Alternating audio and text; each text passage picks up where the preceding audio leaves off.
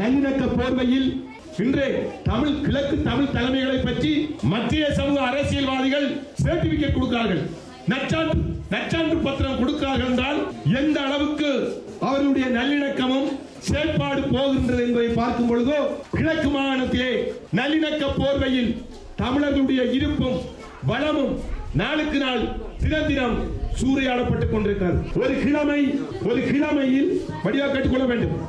ஒரு கிழமையில் 18 தமிழர்கள் இனமாற்றப்படுகிறார்கள். ஒரு கிழமையில் 18 தமிழர்கள் இனமாற்றப்படுகிறார்கள். கிழக்கு மாகாணத்திலே 115 சதுர கிலோமீட்டர் அளவான நிலப்பரப்பு 2009 மே 18க்கு பிறகு மட்டக்களப்பு மாவட்டத்திலே பல கோணங்களில் அபகரிக்கப்பட்டிருக்கிறது. சற்று சிந்திக்க வேண்டிய நேரம். நல்லிணக்கம் பேசிக்கொண்டு காலத்தை கழித்து வரும் தமிழ் தேசிய கூட்டமைப்பில் அங்கம் வகிக்கும் சிலர் ஏனைய சமூக அரசியல்வாதிகள் நல்லிணக்கம் என்ற போர்வையில் கிழக்கில் உள்ள தமிழர்களின் இருப்பை இல்லாமல் செய்வதற்கு மேற்கொள்ளும் செயற்பாடுகளை தடுக்காது வேடிக்கை பார்த்துக் கொண்டிருப்பதாகவும் வியாழேந்திரன் குற்றம் சாட்டினார். தமிழ் தேசியத்தை கிழக்கு மாகாணத்தில் இருக்கின்ற ஒரு சில தமிழ் தேசிய கூட்டமைப்பு அரசியல்வாதிகளிடமிருந்தால் பாதுகாக்க வேண்டும். கிழக்கு மாகாணத்திலே தமிழ் தேசியத்தை கிழக்கு மாகாணத்தில் இருக்கின்ற ஒரு சில தமிழ் தேசிய கூட்டமைப்பு அரசியல்வாதிகளிடமிருந்து பாதுகாக்க வேண்டிய நிலைக்கு தள்ளப்பட்டிருக்கிறோம். ஏனென்றால் கிழக்கு மாகாணத்திலே இருக்கிற ஒரு சில தமிழ் தலைமைகள், இலங்கையில் இருக்கிற சில தமிழ் தலைமைகள் நல்லிணக்கம் பேசிக்கொண்டு கதைவசனம் பேசிக்கொண்டு காலத்தை கழிக்கிறார்கள். ஆனால் மத்திய சமூக அரசியல்வாதிகள் நல்லிணக்கம் என்ற போர்வையிலே கிழக்கில் இருக்கிற தமிழர்களை இருப்பை கேள்விக்குள்ளாக்குவதற்குரிய வேலைகளை நாசுக்காக திட்டமிட்டு ராஜதந்திரமாக செய்து கொண்டிருக்கிறார்கள். எங்களுடைய தலையிலே மற்றவர் மிளகாய் அரைக்கின்ற செயற்பாடுதான் கிழக்கிலே நடந்து கொண்டிருக்கிறார். ஸ்ரீலங்கா பிரதமர் ரணில் விக்ரமசிங்க தலைமையிலான ஐக்கிய தேசிய கட்சி அரசாங்கத்துக்கு தொடர்ச்சியாக தமிழ் தேசிய கூட்டமைப்பு ஆதரவு வழங்கி வருகின்ற போதிலும் தமிழ் மக்கள் தொடர்ந்தும் ஏமாற்றப்பட்டே வருவதாகவும் நாடாளுமன்ற உறுப்பினர் வியாழேந்திரன் ஆத்திரம் வெளியிட்டுள்ளார். எதிர்கட்சியில் இருந்து கொண்டு ஒவ்வொரு வரவு செலவு திட்டத்துக்கு நாங்களும் ஆட்டு மந்தம் மாட்டு மந்தம் மாதிரி கையை வைத்து இந்த அரசாங்கத்தை வாழ வைக்கிறதுக்கு நாங்களும் கையை வைத்திருக்கிறோம். அது மட்டும் இல்ல, பிரதமருக்கு நம்பிக்கையில்லா தீர்மானம் வந்த போது மாட்டு மந்த மாதிரி கரங்களை உயர்த்தினோம். முதல் தடவை நானும் உயர்த்தினவன் தான், எரும மாடு மாதிரி. இரண்டாம் தடவை நான் கையை வைத்தேன். என்ன நடந்திருக்கு இன்றைக்கு கிழக்கில்? என்ன நடந்திருக்கு? ஒன்றும் இல்ல. தேசிய பிரச்சனைக்கான தீர்வு கிடைக்கிறதை நாங்கள் பேசிக் கொண்டிருக்கிறோம். இந்த நல்லாட்சி அரசு தீர்வு வருவால் நாங்கள் சின்ன சின்ன விஷயங்களை கிடைக்க முடியாது தட்டி தட்டி வந்தோம். இன்றைக்கு சின்ன சின்ன விஷயம் உங்களுக்கு கிடைக்கல, தீர்வு இன்றைக்கு கேள்விக்குள்ளா இருக்கின்றது.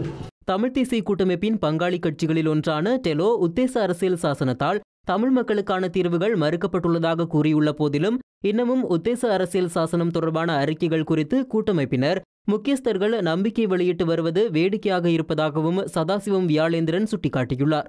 தமிழ் தேசிய கூட்டமைப்புக்குள் இருக்கின்ற தமிழீழ விடுதலை இயக்கம் ஒரு ஊடக அறிக்கையை விட்டிருக்கிறது. இந்த ஊடக அறிக்கையை அவர்கள் சொல்லியிருக்கிறார்கள், செல்வம் அடைக்கலான் அவர்கள் தலைமையிலான தமிழீழ விடுதலை இயக்கம் நேற்று விட்ட ஊடக அறிக்கை தான். அதில் துண்டை நான் வாசிக்கிறேன். இந்த அரசியல் பின்னணியில் இப்பொழுது முன்வைக்கப்பட்டிருக்கும் அரசியல் தீர்வு திட்டம் தொடர்பான நிபுணர் குழு அறிக்கையை கவனமாகவும் நிதானமாகவும் ஆராய்ந்து பார்க்கையில் அதனை நிராகரிப்பதை தவிர வேறு தெரிவு எதுவும் எமக்கு இல்லை என்பதை நாம் திட்டவட்டமாக தெரிவிக்க வேண்டியுள்ளது. இப்பொழுது அரசனை நம்பி புருஷனையும் கைவிட்ட நிலைக்கு நாங்கள் தள்ளப்பட்டிருக்கிறோம். இப்போது அரசனும் இல்லை, புருஷனும் இல்லை. அரசனை நம்பி புருஷனை கைவிட்டு அரசனும் இல்லை, புருஷனும் இல்லை.